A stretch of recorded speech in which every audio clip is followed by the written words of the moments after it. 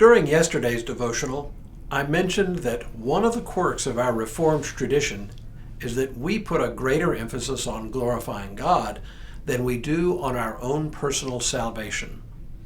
As evidence of that, I mentioned a question that allegedly used to be asked of candidates for ministry during their examinations by their presbytery. The question was, would you be willing to be damned to hell for the glory of God? One viewer, Stephen, reacted negatively to that comment, saying it was a dumb question, it should be eliminated, and it explains why people are leaving the church in the first place. I thought his comment would be worth pursuing, in part because I agree with it. In part. Hello, I'm Stuart Baskin, pastor of First Presbyterian Church of Tyler, Texas, and this is your daily devotional for Wednesday, May 17th, 2023. So I think there are at least three things going on here. One is the question of hell. What is it? Is it a physical space? And how much emphasis do we put on it? A second is the hypothetical question raised by the old ordination question, would anybody being condemned to hell serve God's glory? And perhaps most important, what is driving the decline in church membership in our country, and what should we do about it? Hang around most Presbyterian churches, and you'll be hard-pressed to hear much from the pulpit about hell. Why is that? Well, there are a couple of things going on here. First, ours is not a tradition that has ever particularly trafficked much in scaring people into belief. We haven't traditionally spent much time warning people that they would go to hell if they didn't make a confession of faith in Jesus Christ. That's because we emphasize God's glory and God's sovereign choice prior to any human response. We simply believe in God's inherent goodness and majesty, quite apart from anything God does for us, which, by the way, happens to be a considerable amount. Scaring people into believing is nothing more than a cheap appeal to fear, and ours is not a fear-based tradition. But is there a hell? Well, sure. The more interesting question is, what is hell? And that's a bit of a moving target. Scripture itself speaks of it in different ways. In some places, it's really more like the common place of the dead.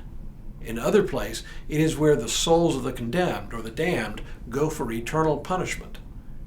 In Matthew and Mark, hell is associated with unquenchable fire. But in 2 Peter, it is associated with deep darkness. Beyond that, tradition also speaks of hell not only as a place of punishment in the next life, but as a condition we can experience in this life. When we use the phrase, a living hell, that's what we're talking about. Misery in this life, which we all experience from time to time. In this case, it's not a punishment, but a condition. Finally, whatever imagery is used to describe hell, it really boils down to this. It is separation from God.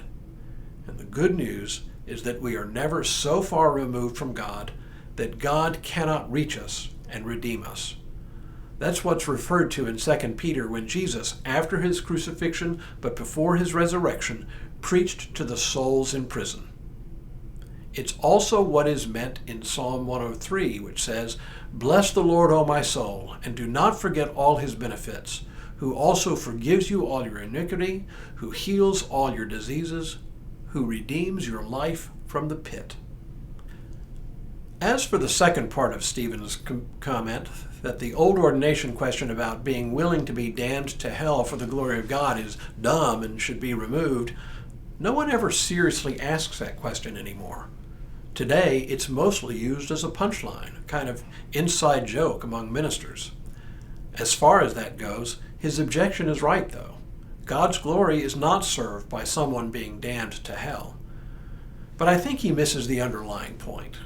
The old question is really rhetorical and points to our belief as Reformed Christians that we are more concerned with what God is doing in the world around us than we are about our own salvation.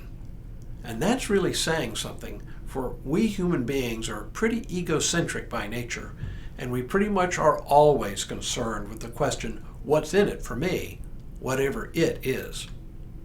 Reformed faith encourages us to look beyond ourselves, to look at what God calls us to do in this world, to bring about God's redeeming purposes. Finally, why is the Christian church in America in decline? There are several theories about that, and scholars and pundits alike are debating it furiously.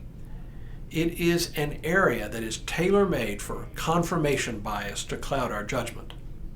Confirmation bias, if you're not familiar with it, is the well-established tendency for us human beings to accept information that affirms our beliefs and biases. We are more likely to accept information that agrees with our beliefs and discount information that tends to undermine our preconceived notion. And it is something we all do. It is what tends to drive the cultural echo chambers in which we now live. But we do know enough to form at least some preliminary hypotheses about why the church is in decline in America. Stephen suggests that one reason people are leaving the church has something to do with Christian beliefs that are simply offensive. I take it that's what he means. Talking about a God who would be glorified by my condemnation to hell is a good example. And I think he's right.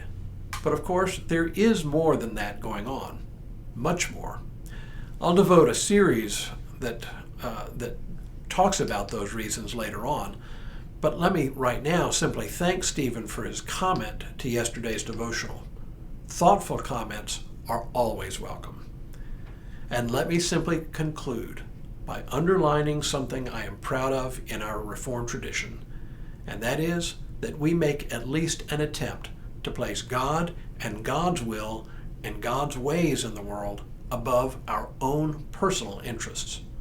Are we always successful? Not on your life, but it is a worthy aspiration. And now may God continue to bless you and keep you in all that you do this day and in all the days ahead.